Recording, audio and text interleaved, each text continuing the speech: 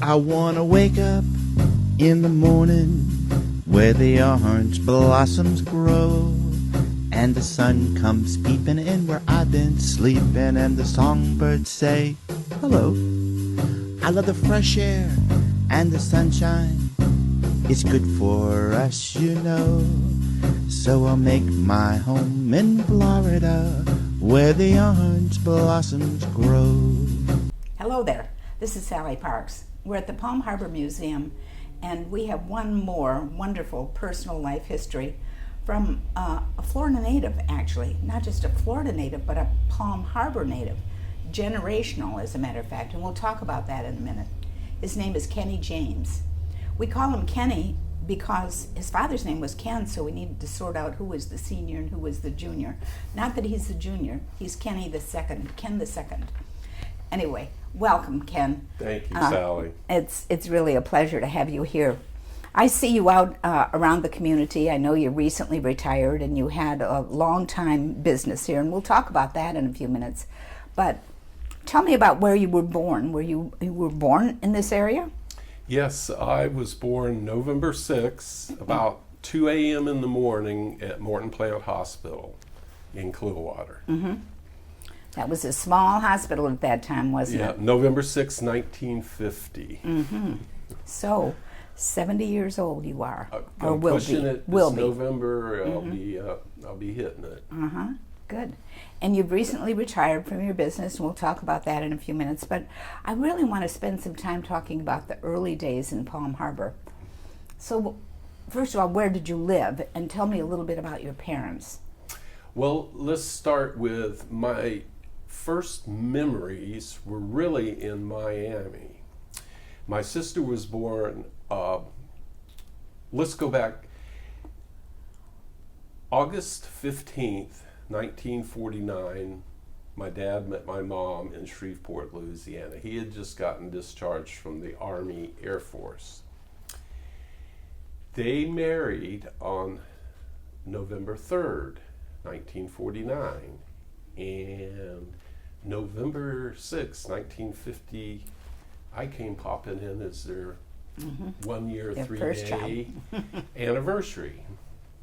And then a year and 2 weeks later, my sister was born, Esther, and she was born at Meese Hospital.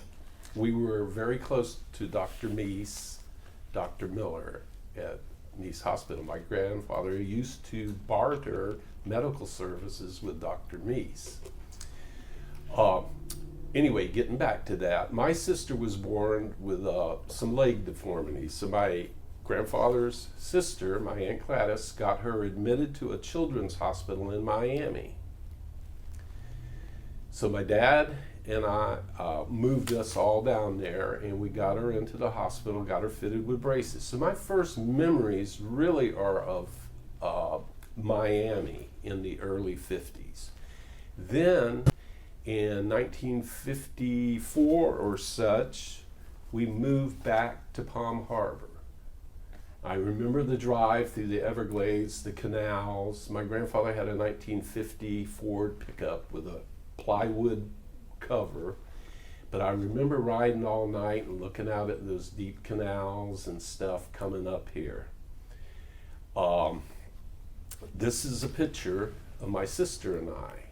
Wow. And we're going to get a close-up of that later, Kenny. Right. This is myself and my sister in 1954.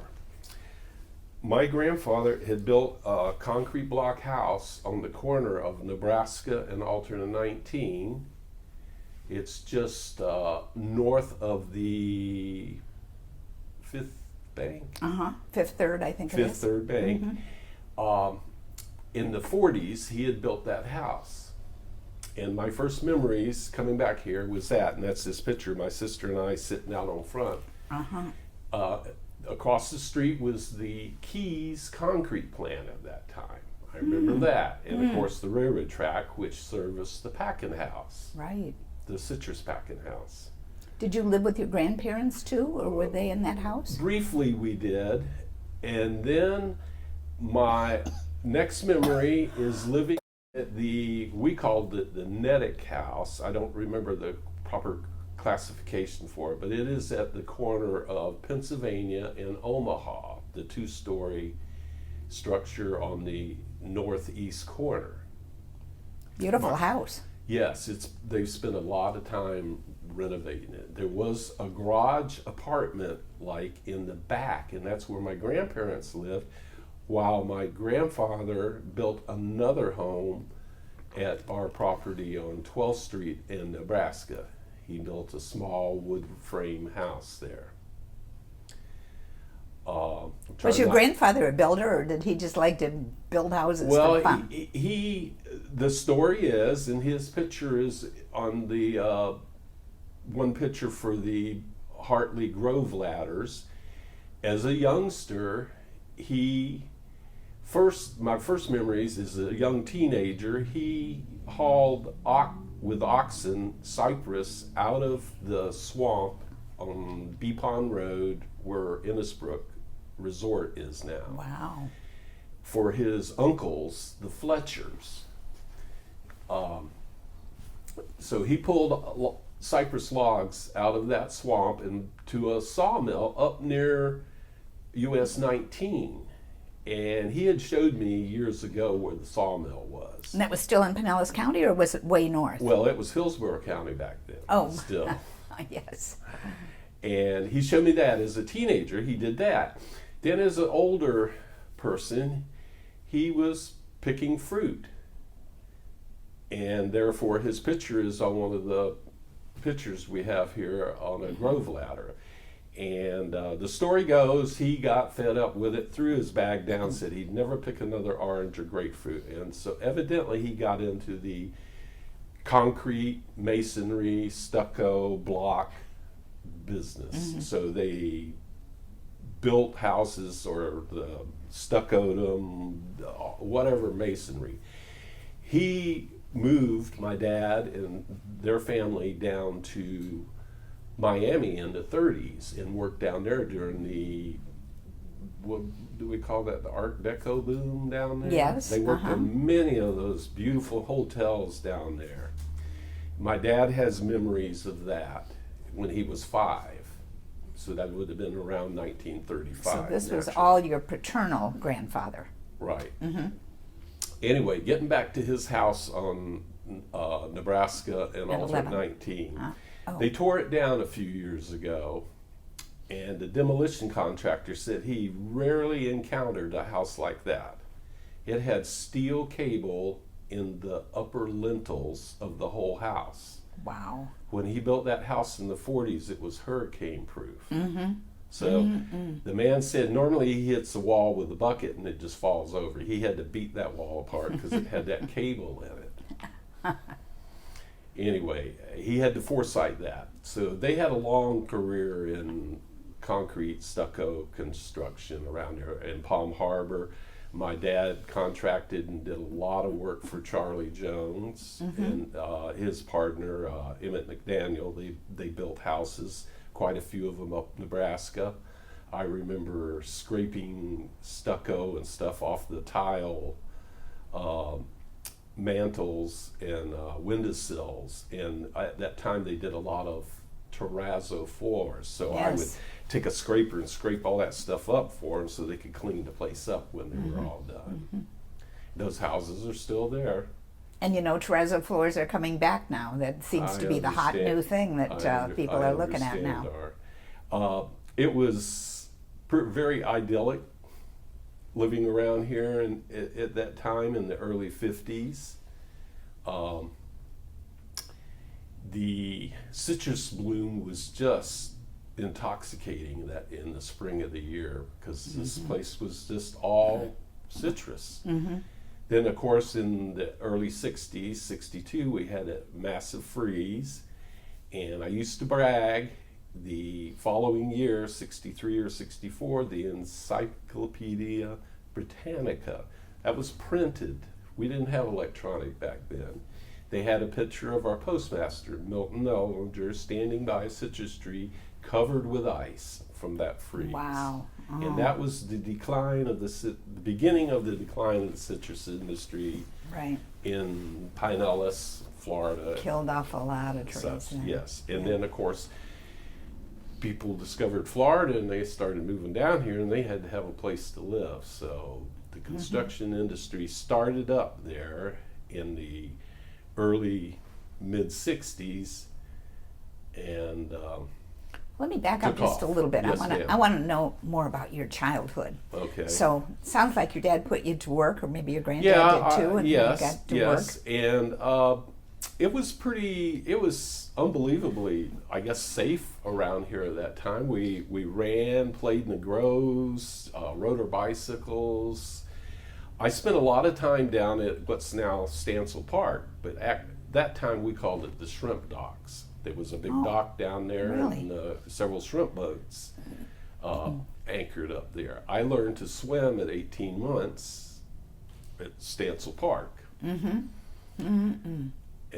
Good thing for a child to learn yeah. to swim like early on. I when spent a there's so lot of much time water. down there with some of the Nellinger children. We built rafts, played in the mangroves, chased the fiddler crabs, rode around in the bay there at Stansel Park. Did you have a boat? No, we built rafts Oh, out of just your stuff. raft, We okay. had, I don't ever recall ever having a regular boat per se. And we entertained ourselves down there, just playing in the waterfront area. And then we also played what we called the North Woods, which is Westlake Village and the adjoining communities around there at that time. Part of Westlake was citrus, and then there were woods. Florida's been logged out 2 or 3 times over the centuries. So it's hard to find any really natural growth in Florida. Kenny, did you have any toys when you were a kid, or was it stuff that you just kind of created yourself? Your bicycle, of course, was great. Well, but I what always else? wanted one of those little John Deere pedal tractors, but I never got one. I can't. I got I guess, late 50s, early 60s. I had my science kit, and of course, I had my erector set. I had an erector set in the 50s. So that you I kind of got to build stuff. Yeah, and that kind of probably steered me towards my mechanical inclinations. on Okay, that. so let's talk about school, and then we'll kind of get back to some of that. So, where did you start? I started elementary? first grade at Ozona School over on Pennsylvania Avenue in Ozona, next to the Ozona Community Church, now formerly First Baptist. I started first grade there, and we had first and second grade only. We had 2 classes of first, 2 classes of second. Ms. Revere, Daisy Revere, well known around here, Absolutely. was our principal. And I think Ms. Cotton was my first grade teacher. My second grade teacher was, I'm not sure if it was Ann Paceris or what, but she married one of the better known Greek families. She was Greek, better known Greek families in Tarpon Spring, but she was my second grade teacher. After that, that was only a small 4 classes, 2 first and second grade. They did have a cafeteria. My grandmother worked in the cafeteria, and she did a lot of baking. Prior to that, my grandmother had worked at the citrus packing house, the Elfers Citrus Growers Association, it was known as. And I remember visiting her, and they would have all these conveyors and these grading slots, and the different size oranges would fall into different slots, and then they would box them. And they had these books of little tickets, and they would put a ticket on each one. That's how they got credit for what they did. Oh, I see. My grandmother is in the picture with Reba on the loading dock. Reba Sutton. Yeah, there's a picture of several a group of ladies, and my grandmother's on one end, and Reba's standing tall on the other end. She was a tall lady.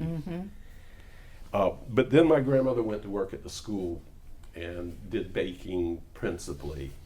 And she looked after us, and then some of my cousins, her sisters' grandchildren and stuff. So she always made sure they got fed good. And after second grade there, we went to Palm Harbor Middle School, which was on 15th Street. I think it's Alyssa Nelson. Nelson now. Elementary, right? Yep. And from there, it was 3rd through 9th grade there at that time.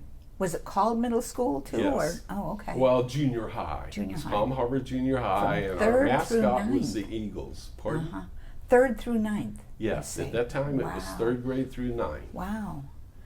And what do you remember about that? Who were some of your classmates? Who were some of the characters? Oh, I have.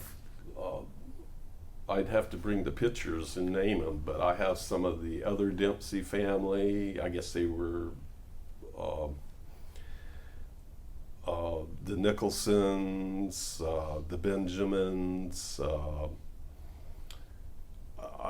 There's just quite a few there. And of course, at that time, we were having a lot of northern children moving down here at the beginning then. So we were becoming a little integrated with states and stuff. New York, the locals as well as the northerners or Yes. Midwesterners. Was it air conditioned?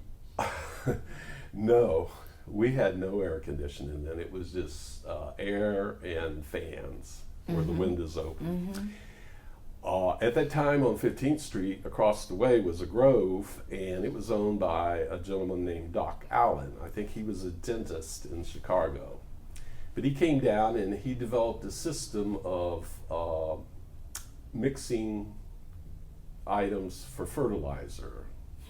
Sludge, chicken manure. We had some big chicken farms on County Road 1 at that time. I didn't know that. To the south of the Winn-Dixie back in there was a couple of big chicken farms. So he would take the chicken manure, sludge from the city of Dunedin, and sand and mix it in windrows, and he started a business and he was selling it as top dressing to the golf courses. Oh, really? They would put it out on the golf courses and it would green it up and just beautiful. So he had that business.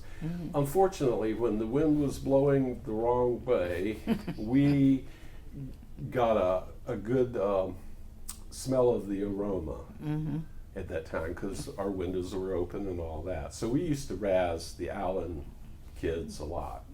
One of them was my former partner, Doug Allen. And that's where Allen's Ridge is now, right? Yes, The correct. They had a is called citrus Allen's grove Ridge. there, and then they had a packing house, you pick 'em situation going. And then, of course, the property became so valuable it was sold for development, 100 acres. You mentioned the Winn-Dixie. What do you remember on that corner, Kenny? On the corner was the corner gas station, and I can't remember. I think it was a Texaco. It could have been. It had a pit to drive your car over to work underneath it. It didn't have a lift or anything. It had a concrete pit, and you could drive up and on it. And I can't remember the name of the gentleman that used to run it for years, but that was the only thing on that corner of Omaha, County Road 1, and Tampa Road there. He was But you on could the go in southeast corner where the Sunbank is, Correct. but he was closer to the road corner. Right. You could go in and get a. Oh, We used to joke that I we'd used go to in get for. sodas. Yeah. I used to go there and get sodas Sure. and such. We it used was to all joke that we citrus got a breakfast there, a Florida breakfast, or Oh. RC and a moon pie. Okay. Yeah. I had quite a few of those. On the other end of Tampa Road, down on the Ozona side, there was Cliff Lipsey had a grocery store, and I think he had a gas station there for a short time. That was at Orange Street in Tampa Road. It's a real estate office now. And they sold meats and, of course, candy, sodas, all kinds of other sundry items. I'm unclear. Are you talking about in Ozona? Yes. Oh, okay. Right. On the okay. corner there where that real estate Real estate office- company is now. Yeah. Oh, yeah. Yeah, that was a little general store. Uh-huh. I spent a lot of time down on Bay Street. There was the docks. Ozona, Palm Harbor, basically its only industry was citrus, lumber, and fish. We had the Palm Harbor Lumber Yard, where Divine Brewing is now, and Dave's Body Shop. It was a big lumber operation. My first memories of when we moved to 12th in Nebraska was lumber trucks parking across the street. They hauled the lumber from sites where they cut them down all over the area. You're bringing some new insight into what most people haven't talked about, which is the lumber piece. Yes. That is not one that I think most people think of in Pinellas County Well, as Mr. being part of our Harris, history. Who lived up on top of Florida Avenue in Omaha at the time I knew it. He had 3 or 4 or 5 daughters who married throughout the community.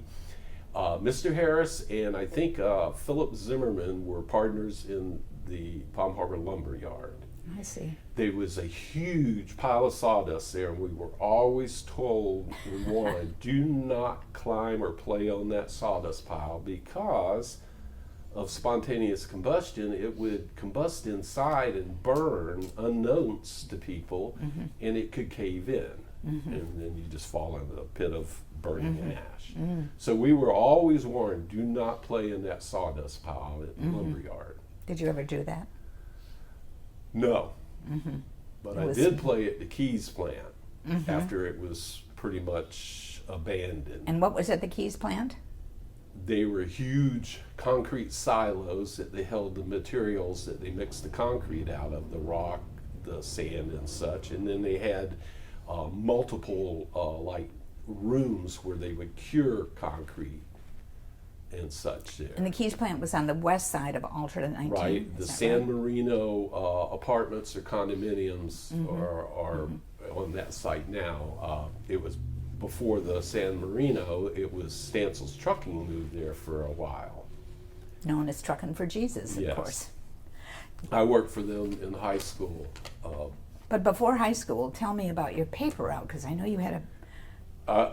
I started at Palm Harbor Junior High, and come 5th grade, I went into the band with my sister, and we borrowed a cousin's clarinet, but my sister and I had a hard time sharing it to practice. So I dropped out of band and took a evening independent paper route. I would come home from school and there'd be a bundle of papers on the step, and I'd roll them up and put them in my bicycle basket and ride through Palm Harbor and Ozona and deliver the paper. I didn't have a huge route or a lot of customers, but a few.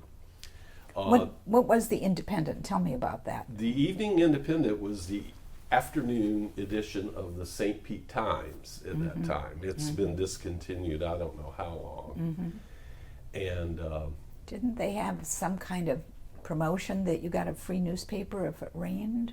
well, Is that St. the Pete Times Independent? also did that too. Times as well. For many years. If there was no rain or sun, no, I think it was, if there was no sun that day, you would get a free paper. Didn't even have to Even rain. more than that. But I did that with the Evening Independent for a while. The area over there at Ozona Shores, I don't know what it's called now, was a lot of it was dredged up in the 50s and early 60s out there to the west of Homeport Marina. I used to swim around there quite a bit on my paper route. Two things. One time during a hurricane, the wind was blowing so hard, I remembered I didn't have to pedal, and I got blown about a block down a long driveway. It wasn't anything dangerous, but it was just the wind and such and I had a yellow slicker on, and it blew me down that whole driveway. I didn't have to pedal one stroke to Wow. deliver the paper. Powerful.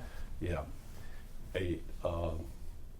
So you were expected to deliver papers even in storms and Oh yeah, just like almost the like postal the office. mail. Yeah, right.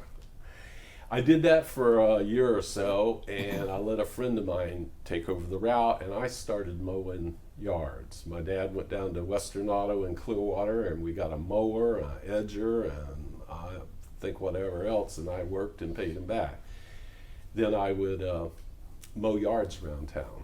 So you were like in 6th, 7th, 8th grade this time? No, I was older. only in the 5th or 6th grade I see. at that time, and maybe sixth or 7th. But I mowed yards, and a lot of them were sand spurs and sand. It was more like blowing dirt around instead of mowing them. I used to mow John DeGraff's yard. His parents used to cook me breakfast on Saturday mornings. Aw. Eggs, bacon, toast, and everything. I'd be over there to mow the yard, and his parents would cook me breakfast. I did that for a while, and then later on, I was just starting high school. I went to work at a gas station downtown. It's called the Super Test. It was owned by a nephew of my great-grandmother and grandfather's, A.J. Dempsey. And I worked there from I was 14 to about 17. Best job I had, though, was at Homeport Marina in high school. I was 15 or 16. I just started at Dunedin High School. The band director at 5th grade was Mr. Helfrich. He was also our youth guidance counselor. I could not come up with a college major in junior high. So I decided to go to Dunedin High School and take auto mechanics, because they had auto mechanics, small engine, electronics, and they had cosmetology for the ladies, or the girls. So I decided instead of going to Tarpon Springs High, which was our zone school, I would go to Dunedin and take auto mechanics for a couple of years. Long before there was a Palm Harbor High School, of course. Yes, that was one of our dreams, was someday Palm Harbor was going to have a high school, and now it's just like 3 blocks away from where I'm living, thanks to Miss Sutton. But you either went to Dunedin or you went to Tarpon Springs. Most of my classmates ended up going to Tarpon Springs. A few of them did go to Dunedin, so I had a slight connection with that. Ken, before you go on about your high school, because I want to know more about that, were you in the Boy Scouts? Were you involved in Boy Scouts? I was a member of Troop 26. That's where I learned my compass directions and everything, and I've always been pretty well orientated. Not to say I may have probably been lost a time or two, but Mr. Troutman was our scoutmaster, and oh, what a history he could give us at that time. I think he'd been a postmaster also, and in his estate he left means or something to support that scout troop. 26 is one of the lowest numbers, naturally, in the troops. Norman Matherton was one of my scoutmasters at that time, and we had a lot of good times. I remember our hiking merit badge. We hiked from Palm Harbor out to US 19 and Alderman? No, we went south down 19. There's a hamburger place or something down there now near the creek. Mr. Troutman owned property along that creek. Do you remember where the chili place used to be? Yes. Well, he owned property right in that lower area, and that's where we camp out.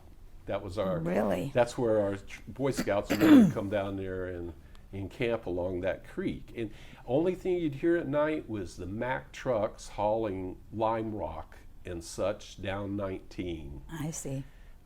It was quiet, but that was our hiking merit badge, to hike from Palm Harbor out there, and actually it's called Countryside now. Mosquitoes were bad, so I bet. We, as little boys, we were always terrorizing each other on these campgrounds. So I would take garlic salt and just load me up a hamburger before bedtime, and that garlic kept intruders and mosquitoes away. Other kids pestering you, whatever, they just all stayed away from you. We had some good times out there. Oh, that's a great story.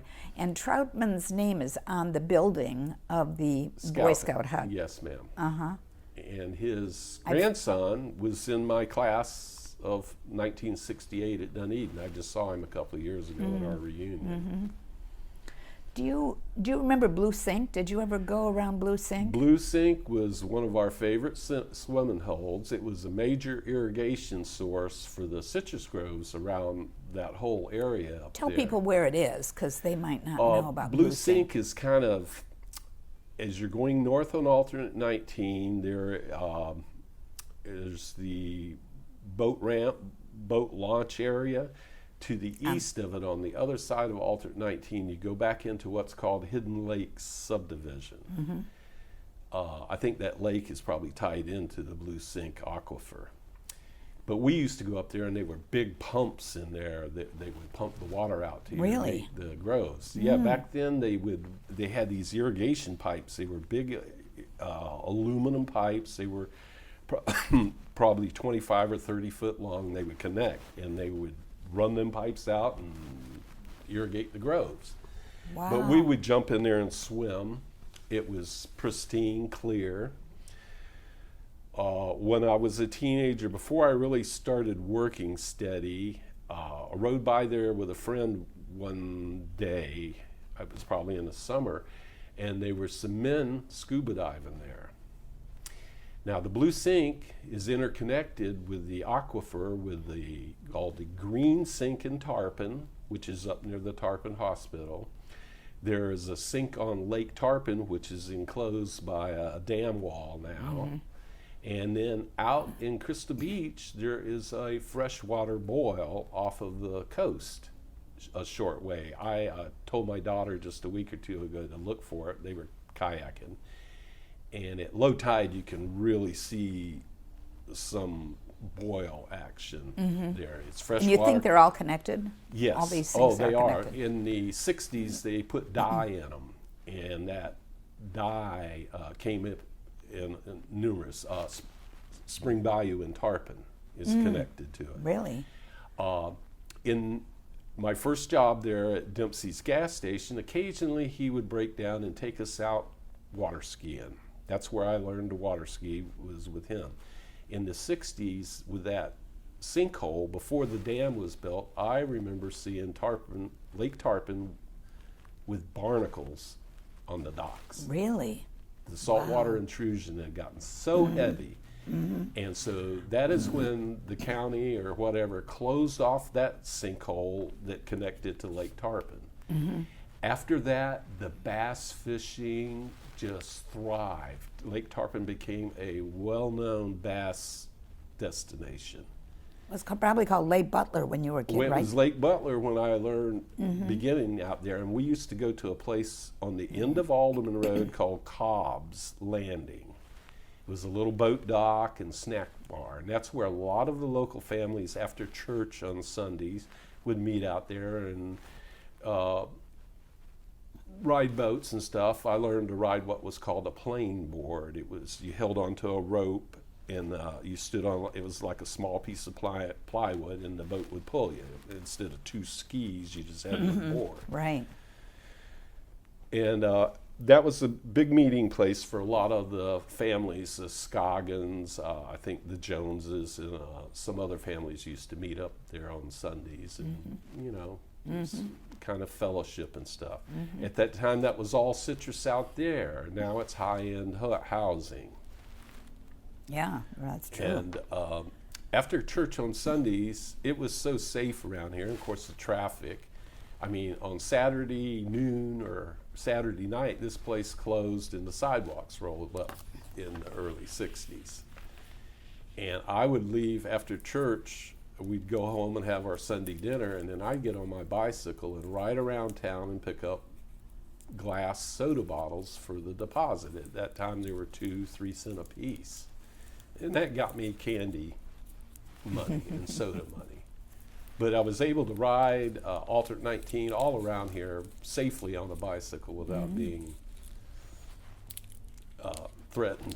Or without your parents feeling like they Yeah, needed to well, watch we over you all felt the time. very confident. We, you know, I remember a few times they had some search parties out looking for escaped convicts or something. But at that time, you know, everybody's screen door was never latched. You just go up and walk in and say hello. Yeah. Right, right. And I spent a lot of time down on Dempsey Road at my grandfather Dempsey's place. Tell me a little bit about the Dempsey family as it relates to you, because it's kind Well- of complicated but interesting. And Dempsey is a well-known name. There's a road, of course, still Right. known as Dempsey William Road. in Dempsey, Ozona. and I have a story about him in there, married my great-grandmother. It was her second marriage. She was married to Richard James first, and there's a story about that in Suwannee County. But Mr. Dempsey was a pretty quiet, reserved man. They were charter members of the First Baptist Church of Ozona, I think in 1909. And he was very devout and quiet. And then, of course, there was my grandmother Dempsey, and she was quiet, and they were pretty religious. We had a lot of family gatherings down there. I spent a lot of time. My Aunt Pearl, she was big into flowers at that time, and I think she used to do flower arrangements for people. Her husband, my Uncle Wes, sold insurance. He had a store in Ozona, and his daughter married my Aunt Pearl's brother. There was no blood link. Mm-hmm. It's just that he had been married before, and I don't know the story if her mother died or whatever. But my Aunt Wesleyan and my Uncle Fletcher were kind of like stepbrother and sister, but they ended up marrying. I didn't know that until about 20 years ago that there was a. Now, Aunt Pearl was a Dempsey? Yes. She, my great-grandmother had two children with Mr. Dempsey, William Dempsey. She had my Uncle Fletcher and my Aunt Pearl. I see. And my Aunt Pearl ended up marrying Mr. Jordan, and his daughter, therefore, eventually ended up marrying her stepbrother, I guess. But there was no blood Right. involved there. Tell me about your dad and his relationship with the Dempsey Well, family, William what he had to say Dempsey about it. was a property owner, my great-grandmother's husband, of course. He had some citrus groves right around the post office area now. Their house is, of course, there's Dempsey Road, and the house is still there. And the house my dad was born in 1930 is still standing there behind the post office on Dempsey Road. My dad wrote a little history here about Mr. Dempsey.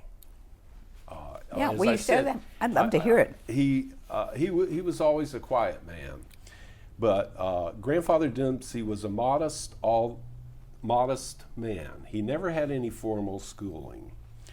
When he was about 12 years old, a circuit rider, traveling preacher, gave him a Bible. A few weeks later, the circuit rider came upon him plowing in the field and asked how he liked the Bible. Grandfather said it was mighty nice, but he could only look at the pictures. He did not know how to read.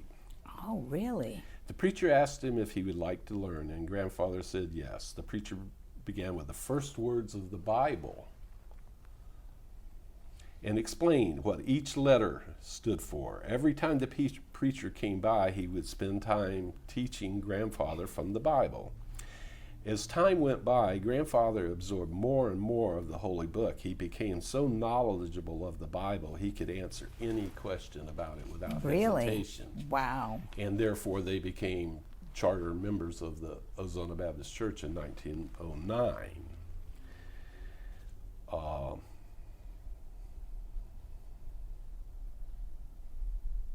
I think that's enough on him.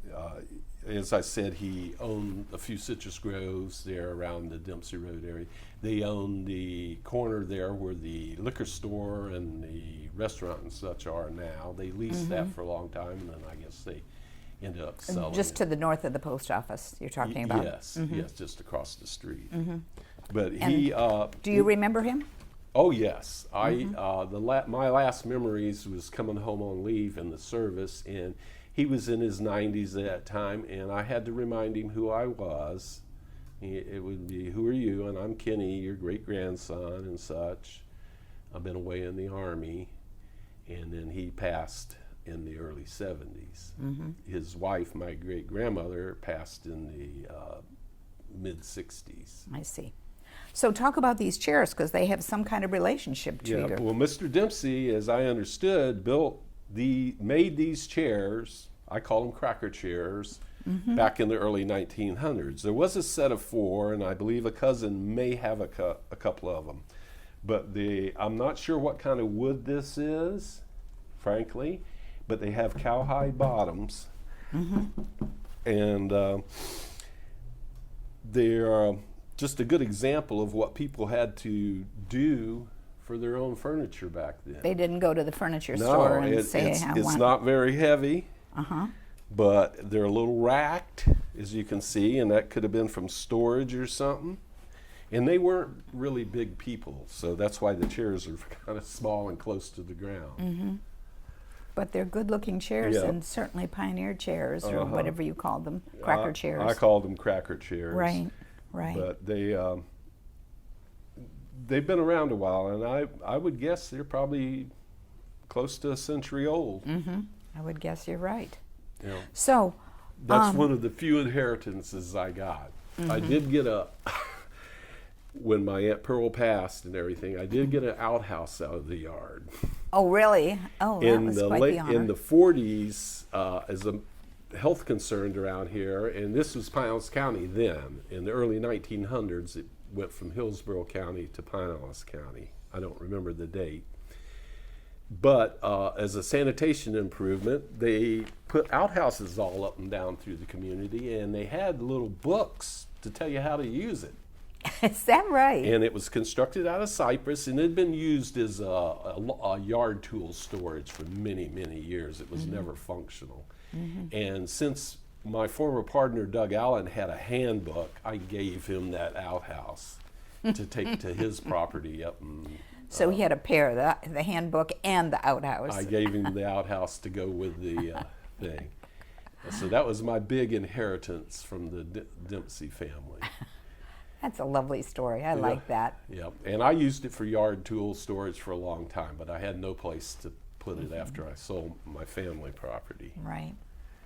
So Kenny, we really kind of digressed a little bit because I want to go back to the high school. So you took mechanics at the high school. I went to Dunedin High School in the mid to later 60s. I graduated in 1968. At that time, I had went to work. I had moved from the gas station. I worked at Homeport Marina. Was one of my best jobs that I ever had. What did you do there? I worked on the docks. I would gas the boats up and ice them up. And as you know, fishermen, they don't start late. They go early. So I would get there at 4:30 or 5 and have their boats down on the docks, gassed and iced. Good to and go. I made pretty good tips, surprisingly. And that was where I learned about the theatrics of wrestling. Oh, well, tell us about When that. I worked at Homeport Marina, there was a wrestling promoter named Cowboy Luttrell. He had a couple of charter boats there. They would go out charter fishing. But on Friday and Saturday nights, these wrestlers would be beating the tar out of each other over in Tampa at Fort Hesterly Armory or whatever, and just roughhousing each other. On Sundays, they'd be out fishing together. All best friends. Yes, that's when I learned about wrestling theatrics. Now, it can get very real and rough, but I saw them throwing guys overboard. You know, they drank beer and such, and they went out and had a good time fishing on Sundays after their rough and tumble Saturday nights. Did you ever want to be a boat captain or anything on the waterfront? No, I guess I didn't have a real big drawing to the water. My memories around there was it was pristine until they did the Intercoastal Waterway and the Dunedin Causeway. They destroyed St. Joseph Sound. There's a layer of clay in there, and when they started dredging for the Intercoastal Waterway and for Dunedin Causeway, they silted up the whole St. Joseph Sound. As young children, we used to go out of Ozona or Stansel Park in a little flat-bottom boats. My grandfather would build little John boats, and we would hang over the side with our arms inside and our feet dangling, and the flats out there were so pristine and clear before the causeway and intercoastal. We could see scallops and just pick them up and fill wash tubs with them. That's one of my, and the area was very pristine at that time. But as I said, between the intercoastal and the causeway, they silted it out, and it is still not quite recovered. Right. Of course, we That's don't true. have any very little scallop activity. Right. But that was before all the dredging and stuff for subdivisions. A lot of that, as the early 60s, the freeze, Florida began to grow, and people moved in, and the environment has suffered. Yes, that's true. So you graduated from Dunedin High School. Right. And then what? My third job, I had been working at Stansel's, Truckin' for Jesus, as they were known at the time. They were a big shipper of pom-pom and gladiola flowers and produce from the Manatee Fruit Company down in Bradenton, Sarasota area. And they would take them to the flower markets in New York. And So they did some real long haul freight. oh yeah, well, and then they also would pick up produce out in California. So they were all over the country at that time. I worked at Stansel's for a while. You were doing mechanical work, or you were driving? No, I was a mechanical helper. I changed big tires. I helped do the oil changes, the brake jobs, clean the engines for rebuilds and such as that, clean the trailers when they come in. I went to St. Pete College for one session. I picked business, which is what I eventually followed up on, business management, administration. And they kept saying, well, you got to get your grades up because you're going to lose your exemption. And I says, I don't have an exemption. I'm 1A. I wasn't in the college for any exemption. I was there for the education / girls. And so later on, I knew my number was coming up and I would be cannon fodder. So before you go on your military career, tell me about Pop Stansel. What did you know about the Stansel family? Well, we're working with them. Pop Stansel was the older, The patriarch. Patriarch. And at the time I was working down there, he kind of took care of the fuel pumps and stuff out front for fueling up the tractor the trailers. trucks. We would pull them down there and then fuel them up and then pull them around and put them in the garage and service them. And pretty much all Pop did at that time was just pump the fuel and look after the pumps and such. And what about other members of the Stansel family Well, that there were was involved? HL and then Bobby. I worked with HL a lot. He used to take me with him as a helper. We'd go down to Manatee Fruit Company, bale hay all day, and then bring him back over the old Skyway, just towering over the truck, hay bales. I would go to his farm, HL's farm, up almost to Ocala on Highway 200, and work with him on the farm there all the time. He was very smart people, very, I don't know if you'd say educated. They were just smart, very thorough. He had started the company in the 30s or 40s, HL did, and then his son took over for him. I see. And it was a good family-run organization, Right. pretty Christian. Are the days related to them somehow? The days? No, not related. I'm not aware of any connection Yeah, between them. I don't know that either. Okay, so let's swing back and talk about military. So you were a 1A. I was 1A, and I knew that the draft was going to get me. I just knew. So I thought I'd have some choice over that. I went down and enlisted. At the time I went down to enlist, I was planning on enlisting in the Navy because I had heard at the shop at Stansel's that Navy had the best food. We have our priorities, don't we? I was 6'4" and 165 pounds. I could turn sideways behind a phone pole and you probably wouldn't see me. I had a ravenous appetite.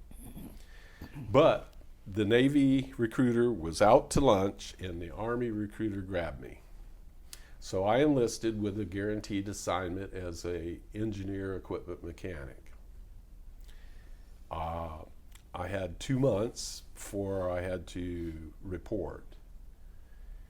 And then I was, I wasn't drafted. You were in the Army now. I was in the Army. I was sworn in as U.S. government property. And where did you go I for your training? left Jacksonville and went to Fort Jackson, South Carolina, down at the bottom of what they called Tank Hill at that time. This was in July. And South Carolina is not any cooler than Florida in July. And I remember we lived in old World War II wood barracks. But the first night we got there, they had these beautiful air-conditioned concrete barracks.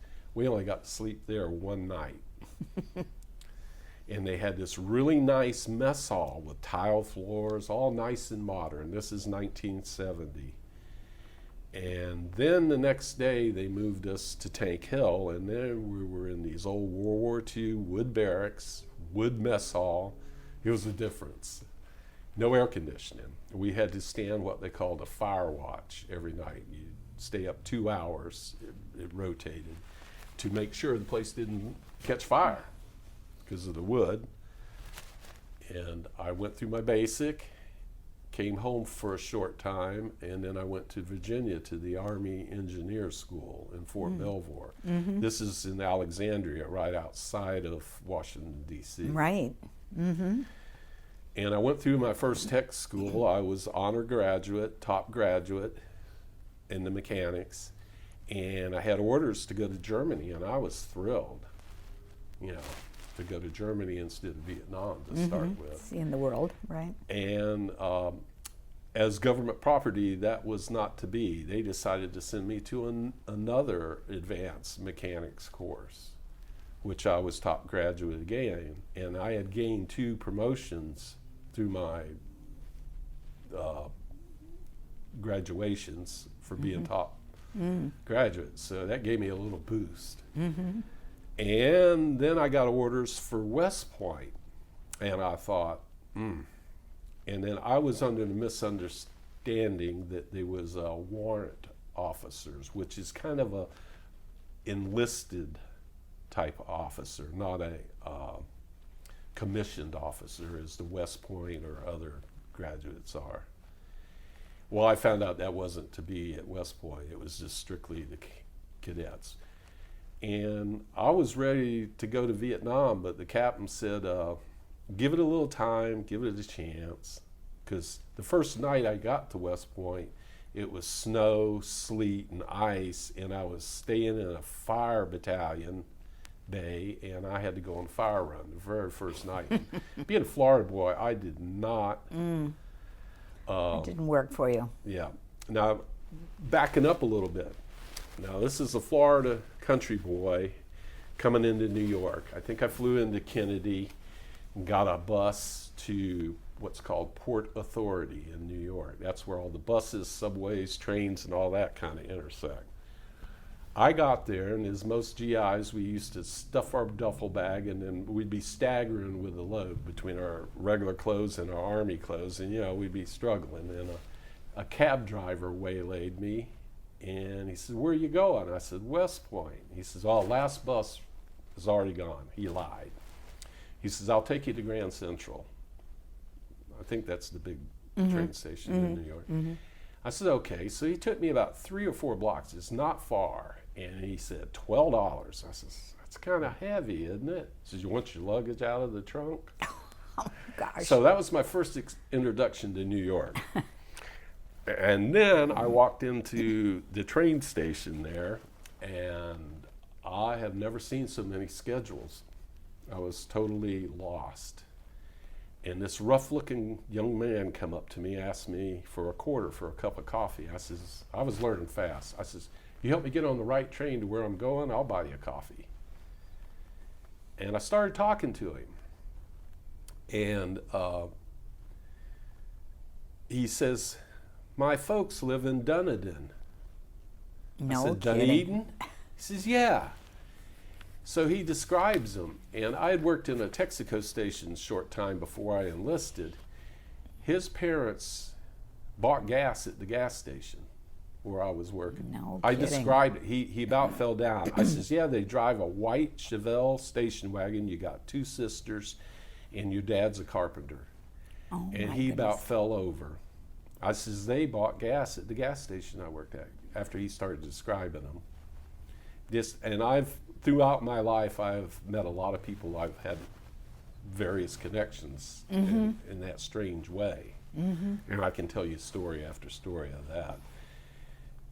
But I got to West Point, and I let it settle in. I was a squad leader, and then I became a barracks sergeant, and I worked in the motor pool, which was a huge, big motor pool. I worked on everything from lawnmowers to 60-ton tanks, 20-ton cranes. Wow. My section sergeant was the post armorer, so I spent a lot of time in the gun shop or armory because he was always fixing firearms. And it was a nice family there. The civilians I worked with were good. The New York winter was a little hard to get used to, but after a while, and the Hudson River Valley is just absolutely beautiful, gorgeous, and the history there is. So I spent a lot of time running around there in the history and seeing. So you adapted to West Point. Yeah. Therefore, I was very lucky. I didn't go to Vietnam and get Agent Orange or any of that other stuff. I feel very blessed that God was looking out for me because I know so many people have had experiences with that from that era. Yes. With the Agent Orange. Right. I have strong feelings of that, but I was very lucky. You were. So I spent my whole time there, and then as a foolish young man, I decided to go ahead and get out. I had a really great career started. I would have advanced pretty well. But being young and dumb, I decided to come back to Florida. How was the Army food, by the way?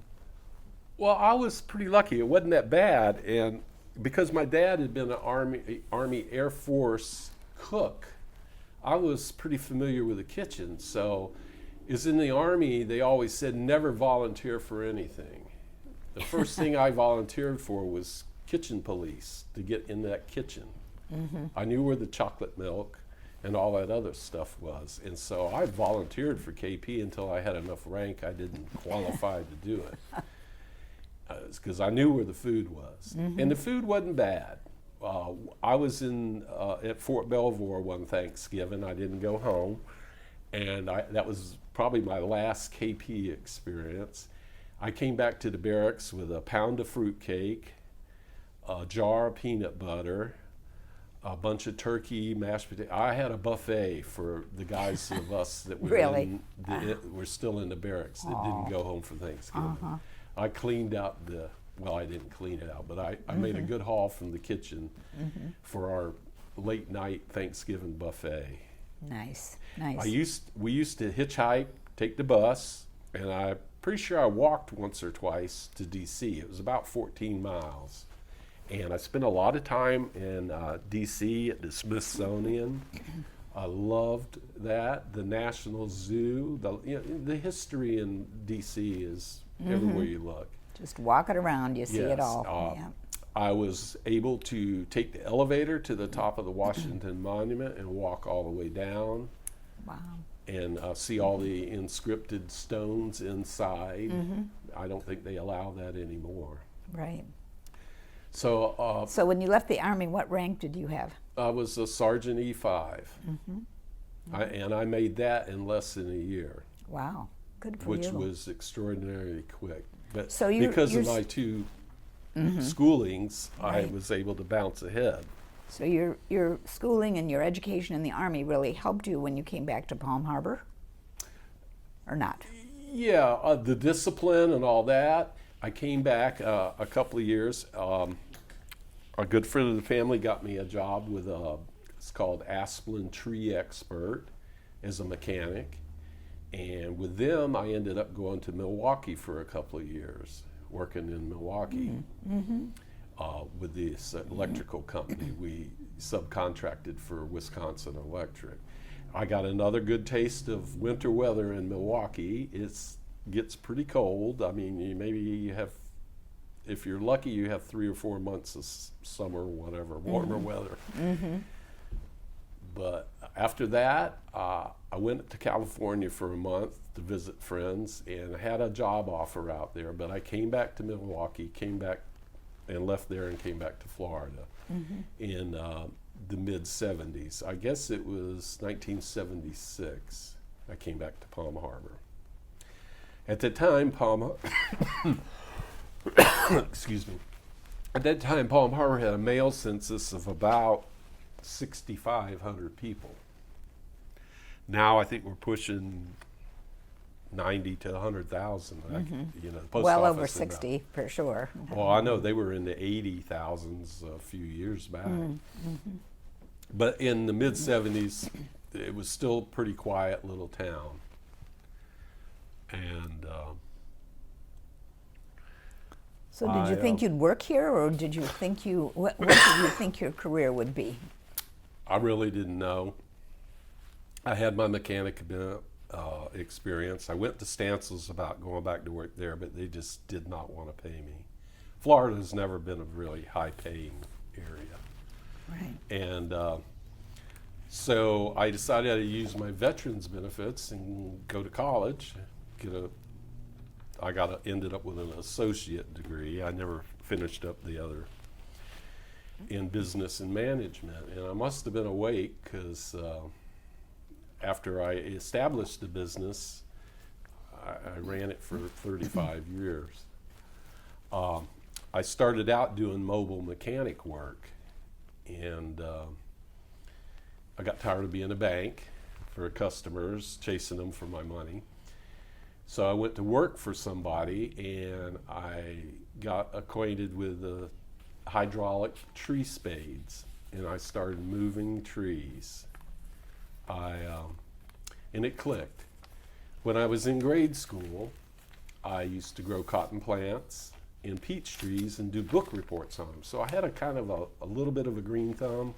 That you grew peach trees in Florida? Yes. Most people don't think of that in Pinellas County. Oh yeah, we fed the squirrels great.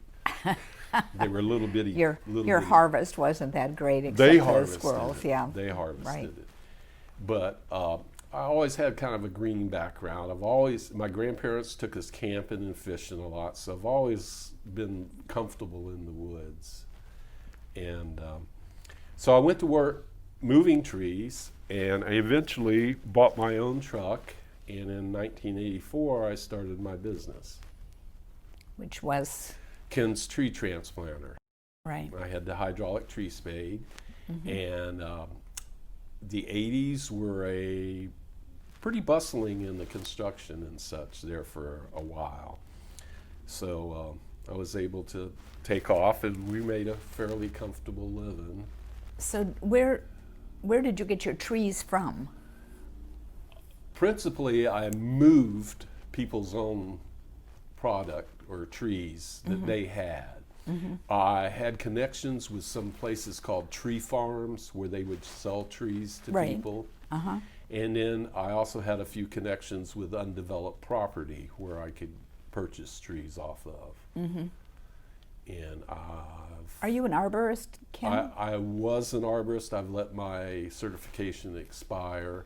I did get What does it take to become an arborist? Well, there's extensive testing. There's a 200-question test. You got plant identifications, identifying plants, trees, diseases, insects, such as that. And you take classes, or now they have it in CD packages, so you can, the electronic can take over. And it all clicked with me. It just seemed pretty natural. So I was certified for about 15 years. And your customers were likely to be developers or individual homes? Most of our customers were developers or builders, U.S. Homes, a lot of these big builders and such. As it was, I stayed away from residential most of the time because I didn't want to run that big truck over their sidewalks or their sprinklers or their driveway. I wasn't making enough to fix any of that type damage, so I would shy away from it, although I did some residential plantings. And I put quite a bit of shade out in the 35 years that we did. Right. And I feel very good about that. My last job... What's your favorite tree? I love live oaks. They have such character. They do. And they are so strong. The last job I did, right before I retired this year in March, I moved 500 cypress trees to build a new bayhead, a subdivision entrance. Wow. Bayheads are clusters of cypress trees that grow in groups in wet areas. So I built a new bayhead. It ought to be available on satellite soon. Where is it? It's over on State Road 56 in Zephyr Hills, Wesley Chapel. Right. That area is just booming. It is. Growing here. Pinellas County is almost built out. There's very little vacant land. And I've seen a good bit of change here. The noise, I seem to notice it more, and as Vita knows, I grouse about it. I hear the sirens and think, oh no, somebody's in distress. And then my neighbor, he has a great philosophy. He says, I hear the sirens and I know medical service is close, which is a good spin. That's a great way to look at it. Yeah, it used to be so quiet around here. Here we go. As a teenager, we had no air conditioning in the house. I had jalousie windows in my room. I would lay in bed at night and I could hear my school buddies and friends, I could hear them on their motorcycles coming from Dunedin or whatever, and I would hear them at County Road 1 in Curlew.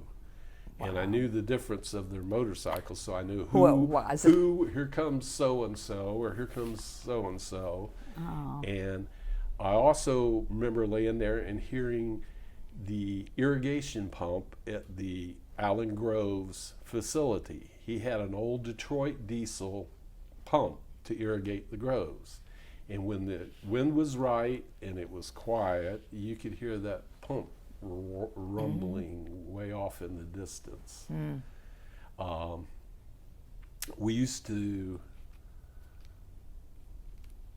check out the shrimp boats down at the shrimp dock at Pop Stancil Park before it was Pop Stancil's.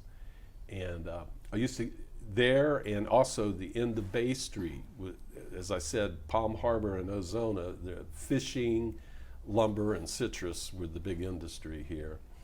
And I used to go to either the shrimp dock in Palm Harbor at Pop Stancil or at the end of Bay Street. They had miles of netting hung out there because they used to do a lot of net fishing at that time. But they also had the shrimp boxes, so I could always have available dead or fresh shrimp to fish with around. So you had some bait, yeah. Yeah, and they would let us help yourself play, and we would swim or walk out to the little spoil banks from the Intercoastal Waterway, and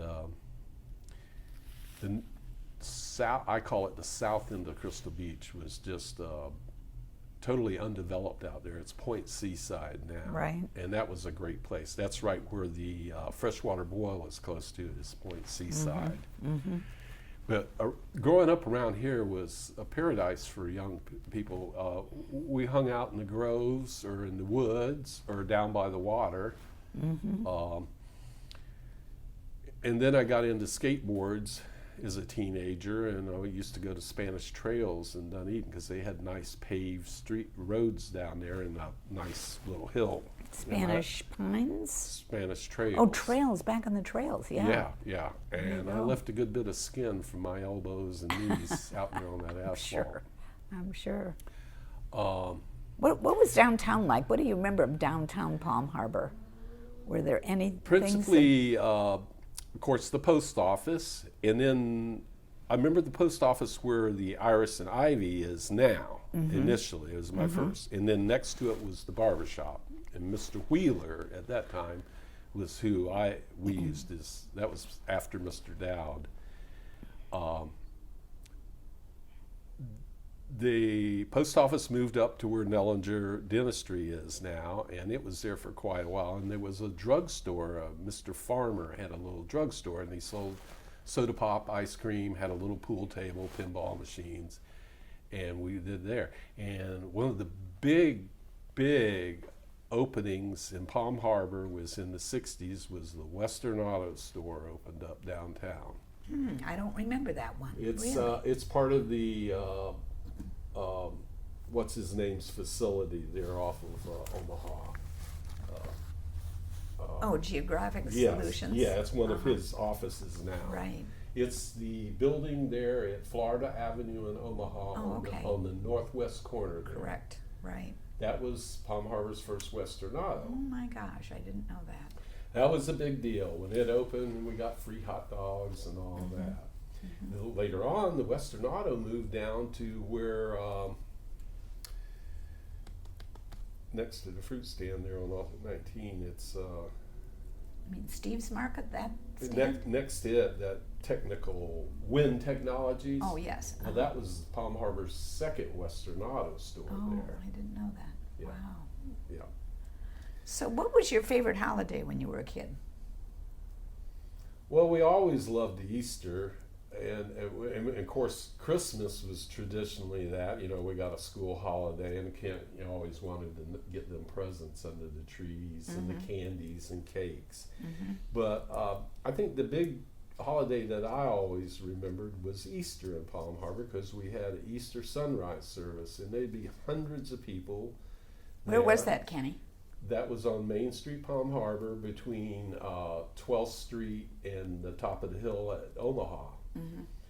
And they would set up, and of course traffic wasn't nearly as heavy then, and they would close off the streets, and they had some stage prop settings, and they had an old trailer that my dad and them stuccoed up and tried to make it look like a tomb or a big rock or something for the thing. But I used to get to watch the donkey. My dad and James Jenkins went to Palace Park one time. I went with him, and my dad had a little Ford pickup, and he let me drive it because they were trying to catch this donkey to get him in the back of the truck. So that was the first time I got to drive, so I was pretty thrilled. And then when we got back, I got to watch the donkey, except he stepped on my foot one time. I'm lucky it wasn't damaged. But they would have hot cocoa, coffee, and donuts. That was a big treat to get those donuts on Easter. We would put fruit crates down to sit on for the people in the middle of Florida Avenue, basically in front of, used to be the old hardware store and the barbershop. That's where most of the seating was, and then up. But it was pretty spectacular looking up On that hill, wasn't the it? sun would come up there on Florida Avenue over that hill. There's a little elevation. That's called Curlew Ridge. Oh, is it? Runs along the coast here. I used to do odd jobs for an old retired professor, and he was a ham radio operator. He said the ground conductivity or something there was exceptional. And that Curlew Ridge, he told me how it ran along the edge of the coast. And, and actually it's just a high point of a sandbar from many thousands of years back. Sure. But that's what Omaha runs along, that kind of that elevated ridge. And therefore we had the sunrise service.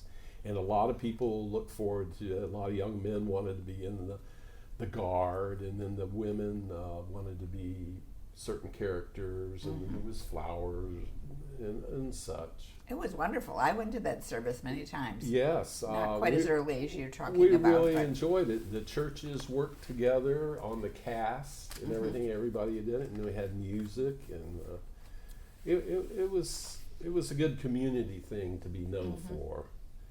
And then it just dissolved or whatever happened. So that was pretty much my Christmas and Easter was the big holidays. Of course, summer vacation was a holiday from school. How did you view your family? Did you feel like there was ever times where you didn't have a lot to eat? Or no, my dad, his father had moved him around quite a bit. Him, my uncle, and my aunt when they were young, and it bothered him. So he took lower paying jobs to keep us in one area, and we started one school, we finished it. We didn't move around and have to get readjusted. So felt very good to that. He explained that to us, that because he didn't want to move us around for the money. So we had a little less, but I don't think we really starved or anything like that. It was always, and as long as there's mullet and grits, I'm satisfied. You're good to go. I grew up loving mullet. Me too. Yeah. First time I talked about mullet to my wife here, Vita, they were kind of trash or bait fish in the Keys. You eat mullet? In fact, our first date, I think I took her to a mullet place. Right.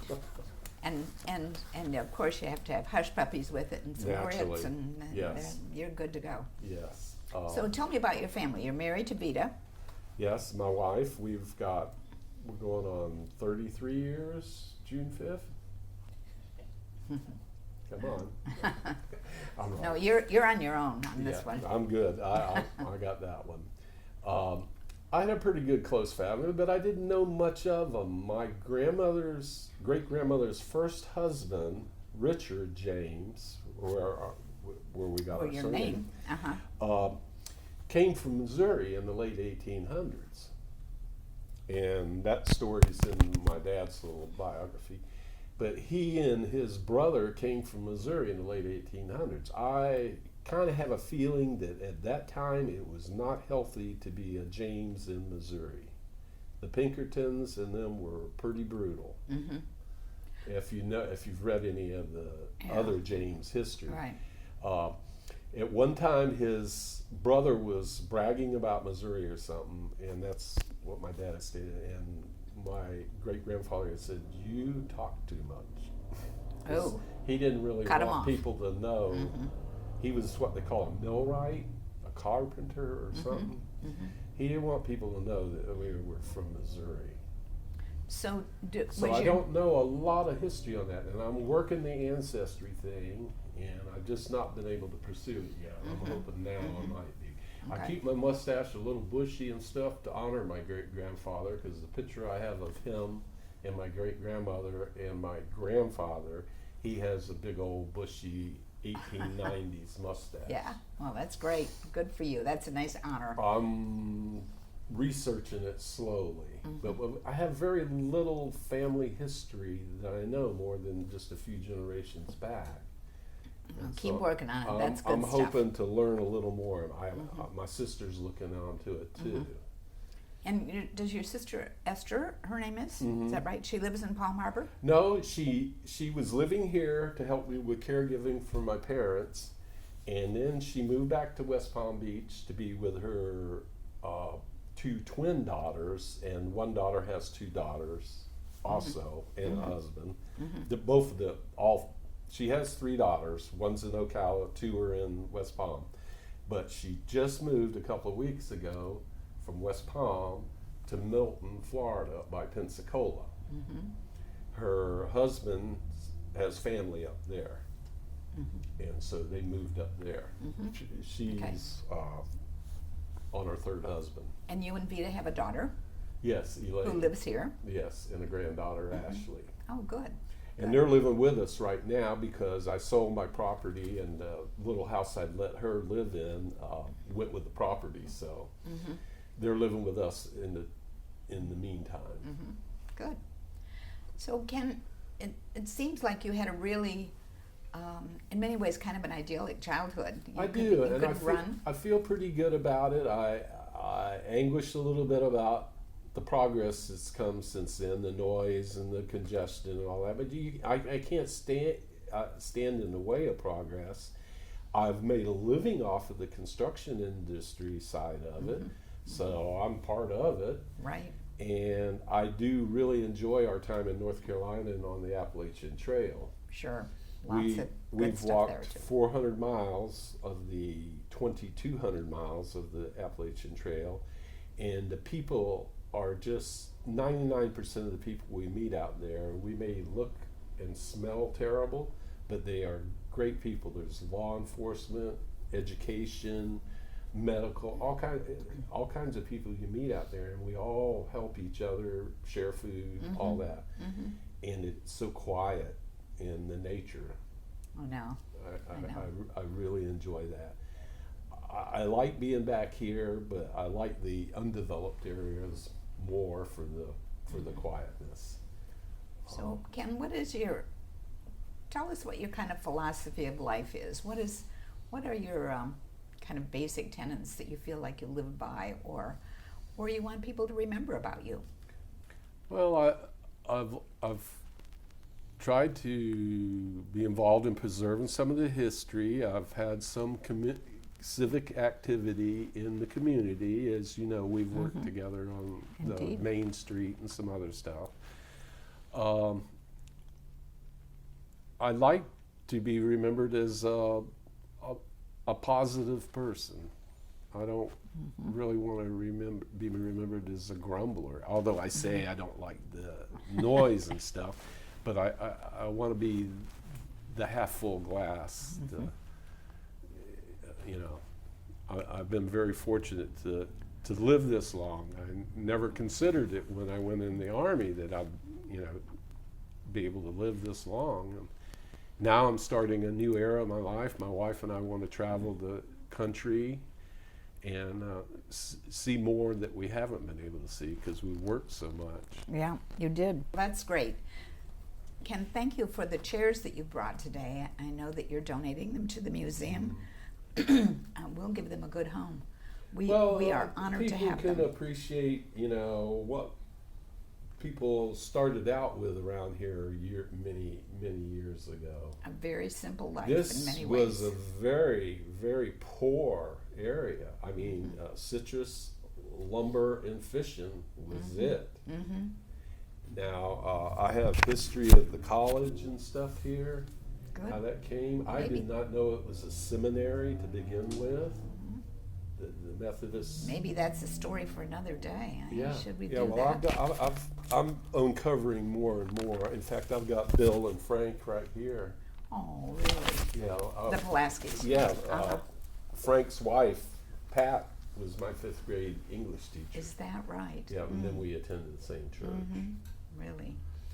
Well, Kenny, you've been just a jewel of information and background, and you're still young in so many ways. A lot of people young. that we have. I don't feel that old, although aren't. I'm at the age where I used to go those old people. I know. Isn't that the truth? Anyway, thank you very much. I thank for the being Lord with us for today. our blessings in the community. I've met some really nice, fine people, you being one of them. Thank you, Kenny. My pleasure. And you have a good name and people know you as an ethical, honest person. I hope and so. Positive. So I there have you no go. problem sleeping at night. That's good. For That's that. good. Kenny James, thank you very much for being with us. It's been a wonderful, wonderful experience. Thank you, Sally. And it's been enjoyable too. It's been my pleasure to have you. Thank you. And this is Sally Parks at the Palm Harbor Museum. Another personal life history from a Florida native, a Palm Harbor native. Thanks again, Kenny. You're welcome.